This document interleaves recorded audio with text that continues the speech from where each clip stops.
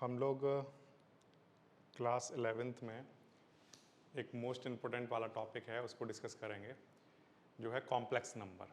ठीक है, complex number क्यों पढ़ रहे हैं सबसे पहले तो हम लोग ये जानेंगे और फिर इसके बाद देखेंगे कि उसकी एप्लीकेशंस क्या क्या हैं, मतलब कहाँ कहाँ ये उसे यूज करना है कॉम्प्लेक्स नंबर को। ठीक है, तो सबसे पहले तो क्लास 10th लेवल तक आप लोग जो नंबर्स पढ़कर आए हो वो सारे के सारे नंबर कैसे नंबर थे? Real numbers. अब रियल नंबर्स आपको याद होना चाहिए कि रियल नंबर्स के अंदर सारे नंबर्स आते हैं, जैसे like natural number, whole number, rational number, irrational number, ये सब के सब क्या हैं? रियल नंबर्स हैं। ओके, अब जो रियल नंबर नहीं हैं वो सब क्या हैं? तो उसका आंसर है कॉम्प्लेक्स नंबर। जो रियल नहीं है वो कैसा है? कॉम्प्लेक्स नंबर है। ठीक है, अब what is the difference between real number and complex number? तो आंसर है हमारे पास दो तरह की प्रॉब्लम आती हैं। जैसे एग्जांपल के लिए मैं आपके सामने अगर कोई एक क्वाड्रेटिक इक्वेशन लिखूं, जैसे मान लीजिए मैंने लिखा x square plus 5x plus 6। ठीक है, इस क्वाड्रेटिक इक्वेशन को अगर मैं बोलूं कि इसको सॉल्व करो और इसके रूट्स निकाल कर दिखाओ, ठीक है, तो आप बड़े आसानी से निकाल सकते हो। कैसे निकालोगे? तो आप इसके मिडिल टर्म को स्प्लिट करा दोगे, 2x plus 3x plus 6 equals to 0। यहाँ से x कॉमन लोगे और ये बन जाएगा x प्लस 2 और इधर भी x प्लस 2 बन जाएगा। ठीक है, तो बेसिकली यहाँ पर हमारे पास दो फैक्टर निकल कर आ जाएंगे इस इक्वेशन के, और साथ में अगर आप ध्यान से देखो तो इसके हम दो रूट्स निकाल सकते हैं, मींस x की दो वैल्यू भी हम यहाँ पर निकाल सकते हैं। तो इसमें से पहली वैल्यू हमारी निकल कर आती है -2 और दूसरी वैल्यू आ गई -3। इस इक्वेशन को मिडिल टर्म को स्प्लिट करके बहुत ही आसानी से मैंने सॉल्व कर लिया। ठीक है, लेकिन मैं अगर आपके सामने एक और इक्वेशन लिखूं एग्जाम्पल के लिए, X square plus X plus 1 equals to 0, और मैं अगर आपको बोलूं कि इस इक्वेशन के मिडिल टर्म को स्प्लिट करके इसी तरह से सॉल्व करके इसके रूट्स निकाल कर दिखाओ, तो पहली बात तो ये कि मिडिल टर्म इसका स्प्लिट होगा नहीं आपसे, क्योंकि जो मेथड आपने सीखा है उस मिडिल टर्म से ये होने वाला नहीं है। तो फिर दूसरा तरीका क्या होता है कि आपने क्लास 10th लेवल तक ये पढ़ा था कि अगर मिडिल टर्म से स्प्लिट ना हो रहा हो तो हमें ट्राई कर लेना चाहिए क्वाड्रेटिक फॉर्मूला से। तो अगर मैं क्वाड्रेटिक फॉर्मूला से इसको सॉल्व करूं तो क्वाड्रेटिक फॉर्मूला हमारा होता है x equals to minus B plus minus under root B square minus 4ac upon में 2a। ठीक है, मैं ये मान के चल रहा हूँ कि मुझे मिडिल टर्म स्प्लिट करना नहीं आ रहा, मैं बहुत देर से सोच रहा हूँ कि क्या मिडिल टर्म स्प्लिट होगा बट नहीं हो पा रहा, तो फिर मैं इसको क्वाड्रेटिक फॉर्मूला से ट्राई कर रहा हूँ। ठीक है, तो अगर मैं क्वाड्रेटिक फॉर्मूला से ट्राई करूँगा तो -1 आएगा इधर, plus minus under root B square minus 4ac। ठीक है, और अपॉन में क्या? 2a। जब आप इसको सॉल्व करोगे तो सॉल्व करने पर, इस क्वांटिटी को सॉल्व करने पर यहाँ पर आपका अंडर रूट में -3 आ गया और अपॉन में 2। अब जब फर्दर आप इसको सॉल्व करने के लिए जाओगे तो आप देखोगे कि अंडर रूट नेगेटिव का जो नंबर अंदर आया है इसको आपको सॉल्व करना नहीं आता है। अगर मान लो इसी जगह पर हमारे पास ये कुछ इस तरह का टर्म रहा होता, -1 प्लस माइनस √3 अपॉन 2, तो √3 की तो वैल्यू हमें निकालनी आती है, बट नेगेटिव ऑफ √3 की वैल्यू हमें निकालनी नहीं आती है। तो इस तरह के जब नंबर रूट के अंदर आ जाते हैं तब वहां से एक नया मैथ्स स्टार्ट होता है जिसका नाम है कॉम्प्लेक्स नंबर। ठीक है, इट मींस कि ये जो नंबर आपके सामने स्क्रीन पर लिखा हुआ है ये कैसा नंबर है? एक कॉम्प्लेक्स नंबर है। तो अगर बेसिकली अगर हम समझें कि कॉम्प्लेक्स नंबर क्या है, तो अभी तक की क्लास में आपको ये समझ में आ गया होगा कि ऐसे नंबर जो रूट के अंदर हों और नेगेटिव हों, ठीक है, वो नंबर क्या होंगे? कॉम्प्लेक्स नंबर होंगे। क्लियर है ये बात? एग्जाम्पल के लिए अगर कॉम्प्लेक्स नंबर का हम सबसे बेसिक नंबर लिखें तो वो होगा अंडर रूट -1, 1 से स्टार्ट होगा। ठीक है, 0 से तो होगा नहीं, क्योंकि अगर आप सोचो अगर हमें स्टार्ट करना हो 0 से तो वो तो 0 ही हो जाएगा, तो वो तो एक रियल नंबर दे देगा हमें, तो यहाँ से स्टार्ट नहीं होगा। ठीक है, पॉजिटिव नंबर की बातें होंगी नहीं, पॉजिटिव नंबर का आंसर तो पॉजिटिव आ जाता है, तो वो एक रियल नंबर आंसर आ जाता है। तो इसका मतलब जो सबसे बेसिक बात होगी, अगर नंबर लाइन पर अगर आप देखो ध्यान से, ठीक है, तो कहाँ से स्टार्ट होंगे कॉम्प्लेक्स नंबर? इधर वाले जितने भी रूट होंगे वो तो सब के सब क्या होंगे? रियल नंबर, ठीक है। और इधर वाले नंबर्स के जब आप रूट लगाओगे तब वो सारे नंबर्स कैसे नंबर बनते जाएंगे? कॉम्प्लेक्स नंबर, ठीक है। क्लियर हो गई बात? तो एक नंबर लाइन पर जितने भी नेगेटिव इंटीजर हैं उन सबके जो स्क्वायर रूट होते हैं वो क्या कहलाते हैं? Complex number. This is the new definition, ठीक है। अब इसके बाद एक और चीज, जब बहुत सारे नंबर्स की हमें बातें करनी है, एक डिफरेंट वर्ल्ड ऑफ मैथमेटिक्स में जाना है, तो रूट -1 के लिए हमने एक स्पेसिफिक सिंबल लगा दिया जिससे कि बार बार इतना बड़ा सिंबल ना लिखना पड़े। उसके लिए हमने एक नया सिंबल यूज किया है जिसका नाम है आयोटा, ठीक है। इसको स्मॉल आई से डिनोट करते हैं और पढ़ते क्या है? आयोटा पढ़ते हैं इसको, ठीक है। ओके, अब क्योंकि आप एक नया मैथ पढ़ रहे हो, एक नए नंबर्स की बातें करनी है, तो उन सारे नंबर्स का अब हमें क्या पढ़ना होगा? जैसे आपने रियल नंबर्स का पढ़ा था, क्या पढ़ा था सबसे पहले? प्लस करना, माइनस करना, मल्टीप्लाई, डिवाइड, है ना। इसी तरह से जब आप कॉम्प्लेक्स नंबर को पढ़ोगे तो कॉम्प्लेक्स नंबर के अंदर भी आप प्लस करना, माइनस, मल्टीप्लाई, डिवाइड, ये सारी चीज़ें इसके अंदर आप सीखोगे, ठीक है। तो जैसे अगर हम बात करें रूट -1 इंटू रूट -1, ठीक है, सबसे पहले मल्टीप्लाई कराऊँ अगर मैं दो कॉम्प्लेक्स नंबर को तो क्या होगा? तो आंसर है ये आ जाएगा रूट -1 का स्क्वायर। क्या आ जाएगा? रूट -1 का स्क्वायर, और स्क्वायर से रूट कैंसिल होगा तो आंसर क्या बचेगा? -1। इस बात का मतलब ये हो गया कि अगर मैं ये जो नंबर है इसको हम आयोटा से डिनोट करते हैं, ये भी आयोटा है, तो अगर मैं आयोटा का मल्टीप्लाई आयोटा में कराता हूँ तो बेसिकली क्या आएगा? आयोटा स्क्वायर आएगा, और आयोटा स्क्वायर की वैल्यू किसके इक्वल होगी? -1 के इक्वल होगी, ठीक है। एक बार फिर से समझ लो कैसे किया। देखो, सबसे पहला काम, मान लो आपको पता है कि इस क्वांटिटी को आयोटा से डिनोट करते हैं, तो आप क्या लिखोगे? आप लिखोगे आयोटा स्क्वायर को क्या लिखोगे? आयोटा इंटू आयोटा, यही लिखोगे। आयोटा को आप क्या लिखते हो? अंडर रूट -1, ठीक है। और ये क्या बन जाएगा? अंडर रूट -1 का स्क्वायर। तो बेसिकली आंसर आपका कितना आ जाएगा? -1। तो अगर सिर्फ आयोटा कहीं पर लिखा हुआ है वो तो रूट -1 के इक्वल है, लेकिन अगर आयोटा स्क्वायर कहीं पर लिखा हुआ है तो वो किसके इक्वल हुआ करता है? -1 के इक्वल हुआ करता है। सिमिलरली अगर आपसे आयोटा क्यूब आपको निकालना है, आयोटा क्यूब को हम लिख सकते हैं iota square into iota, yes. अब आयोटा स्क्वायर की वैल्यू कितनी होती है? -1 होती है, और इंटू में आयोटा लिखा हुआ है, तो यानी कि आयोटा का क्यूब किसके इक्वल होता होगा? माइनस आयोटा के, ठीक है।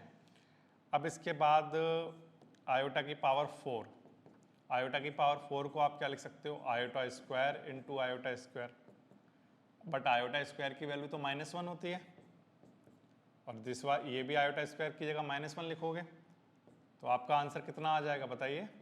तो आंसर है +1। तो ये जो 4 नंबर मैंने आपके सामने लिखे हैं, पहला आयोटा को रूट -1 कहते हैं, आयोटा स्क्वायर को -1 कहते हैं, आयोटा क्यूब को माइनस आयोटा कहते हैं, और आयोटा की पावर 4 को 1 कहते हैं, ठीक है। ओके, यहाँ तक बात आ गई समझ में। अब इसी तरह से आपसे कुछ भी पूछा जा सकता है, जैसे आपसे पूछा जा सकता है आयोटा की पावर 10 क्या होगा, तो हम सारी वैल्यू तो याद नहीं करेंगे, मैंने आपको बोला सिर्फ इतनी बात नोट करनी है, ठीक है। सिर्फ ये 4 वैल्यू नोट करने वाली हैं, बाकी और कोई वैल्यू अगर आती है तो वो इन वैल्यू की हेल्प से हम कैलकुलेट कर लेंगे। जैसे एग्जाम्पल के लिए मान लो मुझसे पूछा गया आयोटा की पावर 10 बताओ कितना होता होगा, तो मैं आयोटा की पावर 10 को कैसे लिखूंगा? आयोटा की पावर 10 को मैं ये कोशिश करूंगा कि उसे आयोटा की पावर 4 में कन्वर्ट कर पाऊँ, क्योंकि आयोटा की पावर 4 की वैल्यू 1 होती है, ठीक है। तो आयोटा की पावर 10 को आयोटा की पावर 4 में कैसे कन्वर्ट करोगे? तो आंसर है इसे आयोटा की पावर 4 का स्क्वायर लिख देंगे, और इनटू में आयोटा स्क्वायर। मतलब देखो 4 2 जा कितना हो गया, ये 8, तो ये हो गई आयोटा की पावर 8। और साथ में कितनी पावर बच गई 2, वो हमने अलग से लिख दी। तो इसको कहते हैं कि आयोटा की पावर 10 को आयोटा की पावर 4 में स्प्लिट कर देना। तो ये मैंने स्प्लिट कर दिया है इसको। ओके, अब आयोटा की पावर 4 कितना हो गया 1, इसका स्क्वायर और इनटू आयोटा स्क्वायर। इसकी वैल्यू कितनी आई सॉल्व होकर। अच्छा एक चीज़ और भी है, यहाँ पर आयोटा स्क्वायर की वैल्यू भी आप जानते हो कितनी हुआ करती है, -1 होती है। इस क्वांटिटी को सॉल्व करोगे तो आंसर कितना आ जाएगा, -1 आ जाएगा। ठीक है, क्लियर हो गई बात। तो ये बिल्कुल सिंपल सा एक तरीका है। फिर से आयोटा की पावर 10 की वैल्यू क्या होती होगी, तो आंसर है कि आयोटा की पावर जो भी गिवन है उसको आयोटा की पावर 4 की पावर की फॉर्म में लिख लो, और जो बच जाएगा वही आपका आंसर बनेगा। क्यों, क्योंकि आयोटा की पावर 4 तो हमेशा 1 होगा, और 1 का चाहे स्क्वायर हो रहा हो या क्यूब हो रहा हो या पावर 100 क्यों ना हो, उसका आंसर तो 1 ही रहने वाला है। यानी कि इसकी क्या वैल्यू होगी वो कौन डिसाइड करेगा, ये डिसाइड करता होगा। जैसे एग्जाम्पल के लिए अगर मैं किसी बच्चे से पूछूं कि आयोटा की पावर 20 या मैं कहूं आयोटा की पावर 21 की वैल्यू क्या होती होगी, है ना, तो आपको सिर्फ ये सोचना है कि ये जो है इसको स्प्लिट कैसे कर सकते हैं 4 की पावर की टर्म में। तो आप कहोगे आयोटा की पावर 4, 4 5 जा कितना हो जाएगा 20 पावर तो ये हो गई और एक बच गई। ठीक है, तो इस क्वेश्चन का आंसर क्या आएगा, आयोटा, आयोटा की पावर 1 या आयोटा, सिंपली। क्यों, क्योंकि आयोटा की पावर 4 1 होता है और 1 की पावर 5 तो 1 ही हो जाएगा, तो यानी कि ये आंसर बचेगा इसका। क्लियर हो गई बात। अब इसी को एक नए नज़रिए से देखो, इसको एक नए तरीके से देखना स्टार्ट करो। अगर मैं बोलता हूँ आयोटा की पावर, एग्जाम्पल के लिए सपोज करिए 102, ठीक है, ऐसा मैंने बोला, तो इसकी वैल्यू कितनी होती होगी। तो इसका आंसर बिल्कुल सिंपल है, आप जो भी यहाँ पर पावर गिवन है उस पावर को 4 से डिवाइड करा लो। किससे डिवाइड करा लो, 4 से डिवाइड करा लो। जैसे मैं 102 को डिवाइड करा रहा हूँ किससे, 4 से, तो 4 से डिवाइड कराओगे 4 2 जा 8 माइनस, ठीक है, फिर इसके बाद 4 5 जा 20 माइनस, अब यहाँ पर आंसर में क्या बचा हुआ है 2, तो यहाँ पर 2 बचा हुआ है, जो रिमाइंडर आंसर बचा हुआ है आयोटा की उतनी ही पावर इस क्वेश्चन का आंसर होगा। तो आंसर क्या आ रहा होगा, -1 होगा। क्लियर हो गई बात। क्या करना है, जो भी पावर यहाँ पर दे रखी हैं उस पावर को 4 से डिवाइड करा लो। 4 से डिवाइड कराने के बाद जो भी रिमाइंडर बचता है आयोटा की उतनी ही पावर उस क्वेश्चन का आंसर होता होगा। तो जब कोई आप क्वेश्चन करते हो तो ऐसी छोटी छोटी सी जब आप ट्रिक लगाते हो तो एक बड़े क्वेश्चन को फटाफट से करने में आसानी हो जाती है। जैसे एग्जाम्पल के लिए मान लो अगर मैं आपको बोलूं कि आयोटा की पावर 103 की वैल्यू क्या होती होगी, तो जब आप 103 को डिवाइड कराओगे तो रिमाइंडर का आंसर 3 बचेगा। रिमाइंडर का आंसर 3 बचेगा, तो यानी कि यहाँ पर जो आंसर आएगा वो आयोटा की पावर 3 के इक्वल होगा। अगर 2 बचता तो आयोटा की पावर 2 के इक्वल होता, 3 बचेगा रिमाइंडर तो आयोटा की पावर 3 के इक्वल होगा। तो आंसर कितना आ जाएगा, माइनस आयोटा, क्योंकि आयोटा की पावर 3 किसके इक्वल होती है, माइनस आयोटा के इक्वल। तो इस तरह से आप पावर्स को सॉल्व कर सकते हो। ठीक है, जब आप आयोटा की पावर्स के क्वेश्चंस करते हो तो उनमें आप बहुत सारे पैटर्न्स भी बना सकते हो। एग्जाम्पल के लिए मान लो अगर आपके पास इस तरह का कोई क्वेश्चन आता है, आयोटा की पावर 2, आयोटा की पावर 3, आयोटा की पावर 4 एंड आयोटा की पावर 5, ऐसा मान लो क्वेश्चन आ जाता है, बताओ इसका आंसर कितना आएगा। तो आप जब इसको सॉल्व करते हो, मतलब सिंपल जैसे सॉल्व करते हैं उसी तरह से आप सॉल्व कर रहे हो, तो कैसे सॉल्व करोगे, आयोटा के स्क्वायर की वैल्यू -1, आयोटा क्यूब की वैल्यू कितनी माइनस आयोटा होती है, ठीक है, आयोटा की पावर 4 की वैल्यू 1 होती है। अब आयोटा की पावर 5 कितना होता होगा, प्लस आयोटा के इक्वल होता होगा। यस और नो, आयोटा की पावर 5 आयोटा के इक्वल क्यों होता होगा, क्योंकि 4 से 5 को डिवाइड कराओगे तो आंसर कितना बचेगा 1, यानी कि इस चीज का आंसर आयोटा की पावर 1 के इक्वल होता होगा। ये बचा हमारे पास। अब इससे ये कैंसिल हो गया, इससे ये कैंसिल हो गया, आंसर कितना आया, 0 आया। यस, अब आप एक बार फिर से सोचो, अगर मान लो क्वेश्चन मैंने ये दिया होता तो आयोटा की पावर 3, आयोटा की पावर 4, आयोटा की पावर 5, आयोटा की पावर 6, ऐसा क्वेश्चन दिया होता तो तब इसका आंसर क्या आता? तो आयोटा की पावर 3 कितना होता है? Minus iota. आयोटा की पावर 4 कितना होता है? 1। आयोटा की पावर 5 आयोटा। आयोटा की पावर 6 कितना होता होगा?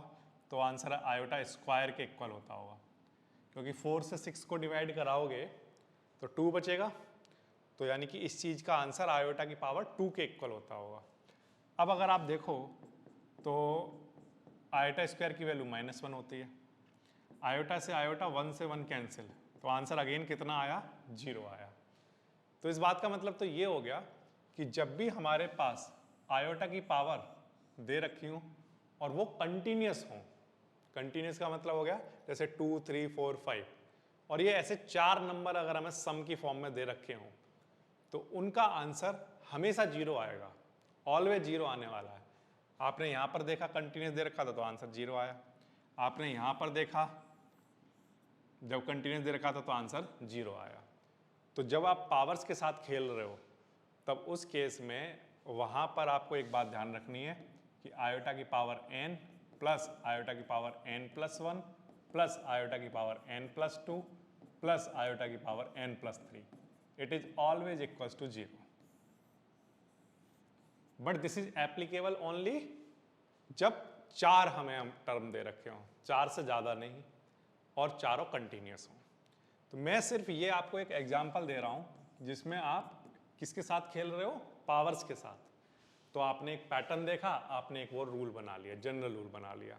इसी तरह के क्वेश्चंस जब आपके सामने आएंगे और किसी क्वेश्चन में जब इस तरह का पैटर्न आपको दिखेगा तो अब आपको पता है कि वहाँ पर 4 टर्म का मतलब उनका सम ऑलवेज 0 के इक्वल होगा। ठीक है, इसी तरह से आप लोग कोशिश करोगे कि अगर 5 टर्म लगातार हों तब उसके केस में क्या होगा? केवल इवन नंबर लिए जाएं, जैसे एग्जांपल के लिए आयोटा की पावर 2 प्लस आयोटा की पावर 4 प्लस 6 प्लस 8, तब क्या होता होगा, है ना? या सिर्फ ऑड नंबर अगर लिए जाते तब उनका सम कराते तब क्या होता? तो इस तरह से आप डिफरेंट पैटर्न को ट्राई करते हो और वहाँ से कुछ रिजल्ट निकाल लेते हो। उनमें से एक रिजल्ट ये मैंने आपके सामने लिखा है। ठीक है, ठीक है, ये क्वेश्चन मैंने आपको दिया, इसको सॉल्व करना था आपको। क्या आंसर आएगा इस क्वेश्चन का? तो माइनस ऐसे ही ठीक है, 1/49 को 4 से डिवाइड कराओ। जब आप 49 को 4 से डिवाइड कराते हो तो कितना बनेगा? 1 रिमाइंडर बचेगा, यानी कि आयोटा की पावर 49 किसके इक्वल होता होगा? आयोटा की पावर 1 के इक्वल होता होगा। तो कितना आंसर आया? -1/आयोटा। अब आप चाहो तो इसको आयोटा से ऊपर नीचे मल्टीप्लाई करा दो, तो माइनस का आयोटा ऊपर आ जाएगा और नीचे आयोटा स्क्वायर, और आयोटा स्क्वायर की वैल्यू -1 होती है, तो हमारा जो फाइनल आंसर बचेगा वो क्या बच जाएगा? आयोटा बच जाएगा। ठीक है, इस तरह से इसको कराओगे। Iota x square -3x -2 iota equals to 0, ये क्वेश्चन आपके पास आया। ठीक है, अब इसे कंपेयर कराओगे किससे? ax square plus bx plus c equals to 0 से, तो a b c आपको मिल जाएंगे। तो फिर आप क्वाड्रेटिक फॉर्मूला अप्लाई करोगे, x equals to -b plus minus under root b square -4ac और अपॉन में क्या? 2a। ठीक है, माइनस b हमारे पास कितना है? -3 plus minus under root b square, b square यानी -3 का स्क्वायर, -4a, a को कंपेयर कराओ कितना है? आयोटा, और इंटू c कितना है? -2 आयोटा। ठीक है, और इस होल के नीचे अपॉन में क्या चल रहा है? 2a, a की वैल्यू कितनी है? आयोटा। ठीक है, माइनस माइनस क्या हो जाएगा? Plus, plus minus under root -3 का स्क्वायर कितना? 9, माइनस माइनस प्लस, 4 2 जा 8, और iota into iota, iota square, upon में कितना? 2 आयोटा। अब 3 प्लस माइनस रूट 9, अच्छा आयोटा स्क्वायर की वैल्यू कितनी होती है? -1 होती है, तो आयोटा स्क्वायर की वजह से यहाँ माइनस आ जाएगा, और अपॉन में कितना? 2 आयोटा। तो फाइनली अगर हम देखें तो हमारे पास x की क्या वैल्यू आ रही होंगी? तो x की एक तो वैल्यू आ रही होगी 3 प्लस माइनस 9 माइनस 8 1, रूट 1 की वैल्यू 1 होती है, ठीक है, अपॉन 2 आयोटा। तो हमारे पास x की दो वैल्यू होंगी, एक तो 3 प्लस 1 अपॉन 2 आयोटा और दूसरी x equals to 3 minus 1 upon 2 iota, ठीक है। ठीक है, तो ये कितना बनेगा 4 अपॉन 2 आयोटा, तो 2 से ये कैंसिल हो जाएगा 2 टाइम 2 अपॉन आयोटा, और इधर ये कितना बचेगा 2, 2 से 2 कैंसिल हो जाएगा, ये 1 अपॉन आयोटा आ जाएगा, ठीक है। अब इसको आप फाइनल आंसर जब लिखोगे तो 2 अपॉन आयोटा को आयोटा से ऊपर नीचे मल्टीप्लाई करा लेना, तो ऊपर तो 2 आयोटा आ जाएगा और iota into iota iota square की वैल्यू -1 होती है।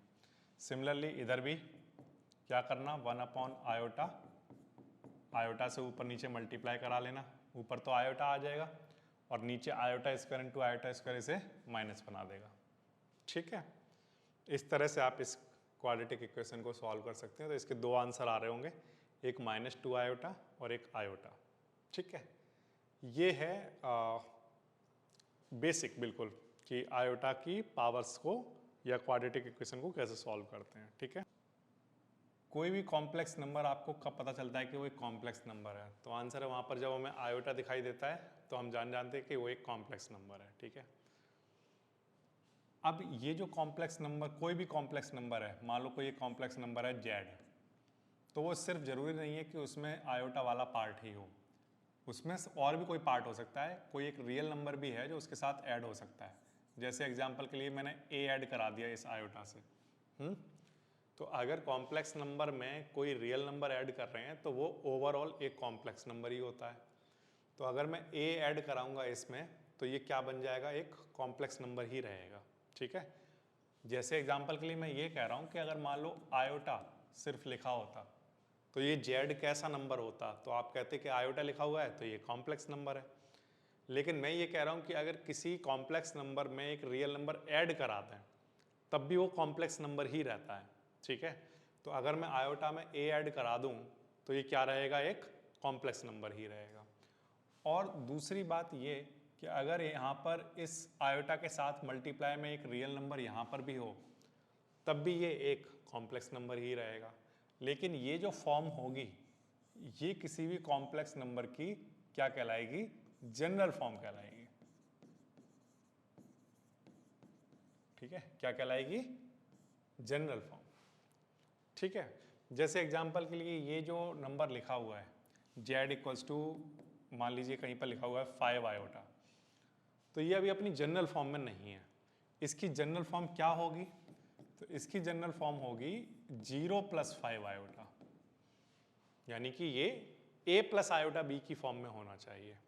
यहाँ पर ये वाला जो पार्ट है ये एक रियल नंबर है, ठीक है, ये हमने अपनी तरफ से इसमें ऐड करा दिया, तो ये किस फॉर्म में आ गया, जनरल फॉर्म में आ गया। अब जब भी आप इस तरह से किसी नंबर को लिखते हो तो ये वाला जो पार्ट होता है, क्योंकि ये प्योरली एक रियल नंबर से मिलकर बना हुआ है, तो हम इसको क्या कहते हैं, रियल वाला पार्ट है ये, ठीक है। ये इस कॉम्प्लेक्स नंबर का कैसा पार्ट है, रियल पार्ट। और ये वाला जो पार्ट है, ठीक है, ये वाला जो नंबर हमें शो हो रहा है, ये वाला, ये इमेजिनरी नंबर है, ठीक है। और ये कंप्लीटली हमारा एक इमेजिनरी नंबर बनाता है। 5 आयोटा क्या बनाता है, हमारा एक इमेजिनरी नंबर बनाता है, ठीक है। तो आपको कई बार क्वेश्चन इस तरह से आ जाता है कि आपको कोई एक नंबर दे दिया जाएगा और आपको बोला जाएगा कि उसको उसकी जनरल फॉर्म में लिखकर बताइए, ठीक है। जैसे एग्जांपल के लिए मान लो 2 + आयोटा का होल स्क्वायर, वो कहेगा कि इसको कॉम्प्लेक्स नंबर की जनरल फॉर्म में रिप्रेजेंट करके दिखाइए। तो कैसे करोगे, तो आंसर है यहाँ पर a + b का होल स्क्वायर ओपन कर देंगे, a² + b² + 2ab, कितना बनेगा 4, आयोटा स्क्वायर की वैल्यू -1 और ये 2 2 जा 4 आयोटा, 4 में से 1 माइनस करोगे 3 + 4 आयोटा।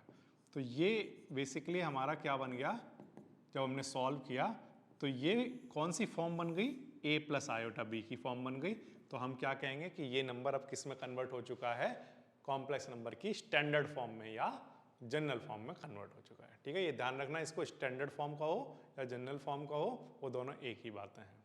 ठीक है, देखिए 1 प्लस आयोटा का होल स्क्वायर है, तो यहाँ पर a प्लस बी का होल स्क्वायर ओपन कर दोगे, A square plus B square plus 2ab, okay, और नीचे 3 माइनस आयोटा है। अब 1 प्लस आयोटा स्क्वायर की वैल्यू कितनी होती है, -1 प्लस 2 आयोटा ऐसे ही, ठीक है, और नीचे क्या चल रहा है, 3 माइनस आयोटा। ये 1 से 1 कैंसिल हो जाएगा। अब आप क्या करोगे, जो 2 आयोटा अपॉन में 3 माइनस आयोटा बचा हुआ है, इसको 3 प्लस आयोटा से ऊपर नीचे मल्टीप्लाई करा दोगे। क्यों? क्योंकि हम चाहते हैं कि जो नीचे वाली जो क्वांटिटी है वो रियल क्वांटिटी रहे, इमेजिनरी ना रहे, नीचे कोई भी इमेजिनरी नंबर ना बचे, नीचे मतलब डिनोमिनेटर में कोई भी इमेजिनरी पार्ट ना हो। ठीक है, तो इसके लिए हमने यहाँ पर मल्टीप्लाई करा देते हैं, तो 2 आयोटा और ऊपर 3 प्लस आयोटा आ जाएगा। नीचे इसको सॉल्व करोगे तो यहाँ पर क्या बन जाएगा, a minus B A plus B, क्या होगा, A square minus B square, ऊपर 2 आयोटा और 3 प्लस आयोटा ऐसे ही, ठीक है, और नीचे 3 का स्क्वायर 9 और आयोटा स्क्वायर की वैल्यू कितनी होती है, -1, तो माइनस माइनस यहाँ पर +1 बन जाएगा। ठीक है, 2 आयोटा 3 प्लस आयोटा और नीचे अपॉन में 10, 2 से ये कैंसिल हो गया 5 टाइम, तो और ये जो आयोटा है इसका अंदर मल्टीप्लाई करा दो, तो कितना आ जाएगा, 3 आयोटा और आयोटा यहाँ पर कितना बन जाएगा, आयोटा स्क्वायर और अपॉन में कितना, 5। आयोटा स्क्वायर की वैल्यू -1 होती है और अपॉन में 5। अब जब हम इसको स्टैंडर्ड फॉर्म में लिखेंगे तो पहले रियल वाला पार्ट लिखते हैं, तो -1 के नीचे 5 अलग लिख लो, ठीक है, और ये 3 आयोटा वाला पार्ट पीछे लिखो, ओके, और अपॉन में क्या, 5। ठीक है, तो बेसिकली हमने यहाँ पर क्या किया, इस 5 को इसके नीचे लिखोगे, दोनों के नीचे, और जो रियल वाला पार्ट है वो आगे लिख लोगे और इमेजिनरी वाला जो पार्ट है उसे पीछे लिख लोगे।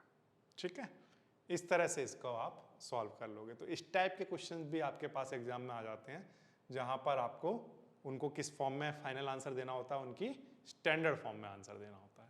देखिए, ये एक क्वेश्चन है जिसमें हमें एक कॉम्प्लेक्स नंबर दे रखा है, और उसमें हमें थीटा की वैल्यू बतानी है। कब? जब हमारा जो कॉम्प्लेक्स नंबर है या तो वो प्योरली रियल हो या वो प्योरली इमेजिनरी हो। ठीक है, प्योरली रियल और प्योरली इमेजिनरी का क्या मतलब है? प्योरली रियल और प्योरली इमेजिनरी का मीनिंग ये है कि जैसे मैंने आपको यहाँ पर लिख कर दिया कि ये वाला जो पार्ट है ये इमेजिनरी पार्ट कहलाता है, या मैं यहाँ पर लिख देता हूँ, जैसे ये ए जो है, ए किसको दिखाता है, रियल पार्ट को, ठीक है, बी किसको दिखाता है, इमेजिनरी पार्ट को, ध्यान रखना, इमेजिनरी पार्ट को दिखाता है। और अगर आई बी कहें तो आई बी क्या है, यहाँ पर ये इमेजिनरी नंबर है। ठीक है, क्लियर रखना ये बात, ए क्या है, रियल पार्ट को दिखाता है, बी किसको दिखा रहा है, इमेजिनरी पार्ट को, और आई बी किसको दिखा रहा है, तो आंसर है इमेजिनरी नंबर को। तो कोई भी नंबर प्योरली रियल कब बचेगा, जब उसमें इमेजिनरी नंबर ना हो, यानी कि ये पूरा पार्ट ना हो, तो वो नंबर z इक्वल्स टू ए बचेगा, और z इक्वल्स टू ए कैसा नंबर होगा, एक प्योरली रियल। ठीक है, और अगर रियल वाला पार्ट हट जाए, सिर्फ इमेजिनरी वाला पार्ट बचे, इमेजिनरी नंबर बच जाए, तो अगर z इक्वल्स टू आई भी हो जाए तो वो प्योरली कैसा हो जाएगा, प्योरली हमारा इमेजिनरी हो जाएगा। ठीक है, तो अब हमें क्या करना है, ये जो आपके सामने क्वेश्चन है, इस क्वेश्चन को पहले थोड़ा सा सॉल्व कर लेना है। z equals to 3 plus 2 iota sine theta है। अब हम चाहते हैं कि नीचे से ये इमेजिनरी वाला पार्ट हट जाए, नीचे जो हमारा डिनोमिनेटर है उस डिनोमिनेटर में इमेजिनरी टर्म ना रहें। तो इसके लिए हम क्या करेंगे, इसे 1 + 2 आयोटा साइन थीटा से ऊपर, 1 + 2 आयोटा साइन थीटा से नीचे मल्टीप्लाई करा लेंगे। जब आप मल्टीप्लाई कराओगे तो पहले इस 3 का यहाँ पर कराओगे तो कितना आएगा, 3 + 6 iota sine theta plus 2 iota sine theta का यहाँ पर कराओ, 2 iota sine theta plus 2 iota sine theta का यहाँ पर कराओगे तो 4 iota square sine square theta, और नीचे डिनोमिनेटर में a - b a + b बन जाएगा जो कि होगा a² - b²। ठीक है। अब इसके बाद 3 ऐसे ही ठीक है, 6 आयोटा साइन थीटा और 2 आयोटा साइन थीटा मिलकर कितना हो जाएगा, 8 आयोटा साइन थीटा, और ये आयोटा स्क्वायर की वजह से यहाँ माइनस आ जाएगा तो माइनस में क्या बचेगा, 4 साइन स्क्वायर थीटा, और अपॉन में इस क्वांटिटी को सॉल्व करोगे तो ये तो 1 आएगा, और 2 का स्क्वायर कितना, 4, आयोटा स्क्वायर की वैल्यू -1 होती है वो इसे प्लस बना देगा, और साथ में क्या आएगा, साइन स्क्वायर थीटा। ठीक है। ये अब बेसिकली हमारे पास दो चीज़ें हैं, अगर मैं इनको सेपरेट करके लिखूं इमेजिनरी और रियल पार्ट को, तो यहाँ पर जो 3 - 4 साइन स्क्वायर थीटा है, 3 - 4 साइन स्क्वायर थीटा, ये तो हमारा रियल पार्ट है ऊपर न्यूमरेटर में, और इसके नीचे क्या चल रहा होगा, 1 + 4 साइन स्क्वायर थीटा प्लस, और ये वाला जो ऊपर पार्ट था 8 आयोटा साइन थीटा और अपॉन में 1 + 4 साइन स्क्वायर थीटा। तो बेसिकली मैंने इसको इसकी स्टैंडर्ड फॉर्म में लिख दिया। अब ये किस फॉर्म में लिखा है, स्टैंडर्ड फॉर्म में, जिसमें इसका रियल वाला पार्ट था वो ये लिखा हुआ है अपॉन में न्यूमरेटर, और जो इमेजिनरी वाला पार्ट है उसको अलग। अब इस नंबर को प्योरली रियल होने के लिए क्या करना पड़ेगा, फॉर प्योरली रियल होने के लिए, अगर सिर्फ रियल हो तो इसके लिए ये वाला जो पार्ट है इसको 0 होना पड़ेगा। तो मैं क्या कर रहा हूं, इस वाले पार्ट को 0 के इक्वल रख रहा हूं, तो 8 आयोटा साइन थीटा यहां पर किसके इक्वल होगा, 0 के। न्यूमरेटर तो 0 के इक्वल हो नहीं सकता, ठीक है, तो केवल किसको रखोगे, न्यूमरेटर को। डिनोमिनेटर तो हो नहीं सकता 0 के इक्वल, तो न्यूमरेटर को 0 के इक्वल रख दोगे। यहां से 8 आयोटा 0 में चला गया तो साइन थीटा इक्वल टू क्या बचा, 0, और 0 कब होता है साइन की टर्म में, वो होता है जब साइन, जब 0 कब होगा, जब वो पाई के मल्टीपल की फॉर्म में होगा, यानी कि n पाई होगा। ठीक है, n पाई का क्या मतलब है सर, जैसे n की वैल्यू यहाँ 0 पुट करोगे तो साइन 0 की वैल्यू 0 होती है, n की वैल्यू 1 पुट करोगे तो कितना बचेगा, साइन पाई, उसकी वैल्यू भी 0 होती है। n की वैल्यू 2 पुट करोगे तो कितना आएगा, साइन 2 पाई, साइन 2 पाई की वैल्यू भी 0 होती है। तो यानी कि साइन थीटा इक्वल टू 0 कब होता होगा, तो यानी कि जब भी साइन n पाई होता होगा। ठीक है, यहाँ पर n की वैल्यू 0, 1, 2, 3, 4 कुछ भी हो सकती हैं। अब यहाँ से कंपेयर कराओगे तो थीटा की वैल्यू कितनी आ जाएगी, n पाई। ठीक है, तो इस क्वेश्चन में प्योरली रियल तब होगा जब थीटा n पाई के इक्वल होगा। अब बात करते हैं फॉर प्योरली व्हाट, इमेजिनरी। ठीक है, इमेजिनरी कब होगा, अब ये जब ये वाला पार्ट 0 के इक्वल होगा तो ये बचेगा, तभी हमारा प्योरली इमेजिनरी होगा। तो यानी कि इस पार्ट को मुझे 0 करना पड़ेगा, और इस पार्ट को 0 करने के लिए क्या करोगे, 3 - 4 साइन स्क्वायर थीटा किसके इक्वल रहा होगा, 0 के। न्यूमरेटर 0 के इक्वल हो सकता है, डिनोमिनेटर 0 के इक्वल होगा नहीं तो नॉट डिफाइन हो जाएगा। तो मैंने न्यूमरेटर को 0 के इक्वल रख दिया। अब -4 sine theta, sine square theta इधर आ जाएगा, ये माइनस का था उधर गया तो प्लस का हो गया, और अपॉन में 4 लेकर आ जाओ, और स्क्वायर हटाओगे तो रूट आ जाएगा। ठीक है, प्लस माइनस, तो बेसिकली इधर क्या बचा, √3/2। ठीक है, साइन थीटा ये बच गया। अब साइन थीटा में √3/2 कब होता होगा, तो आंसर है √3/2 हमारा होता है π/3 पर। ठीक है, तो इसका मतलब जितने भी यहाँ पर मैं जनरली एक जनरल टर्म लिख देता हूँ, sine n pi plus minus pi by 3 पर, ठीक है। साइन थीटा की वैल्यू क्या रहती होंगी, प्लस माइनस √3/2 रहती होंगी। तो यहाँ से कंपेयर कराओगे तो थीटा की वैल्यू कितनी आ जाएगी, तो theta is equals to what, n pi plus minus pi by 3, ठीक है। तो ये थीटा की वैल्यू प्योरली इमेजनरी के लिए n pi plus minus pi by 3 रहेगी, और जब प्योरली रियल होगा तो थीटा n पाई के इक्वल होगा। इस तरह से आप किसी भी क्वेश्चन में जब भी प्योरली इमेजनरी या प्योरली रियल टर्म दे रखा हो तो आप इस तरह से यूज करोगे उस क्वेश्चन में, ठीक है। कोई भी सपना साकार करने के लिए सबसे जरूरी है सही कोच का होना। चुनिए GS क्लासेस को और करें अपने बोर्ड एंड JEE का सपना साकार। Download the app now.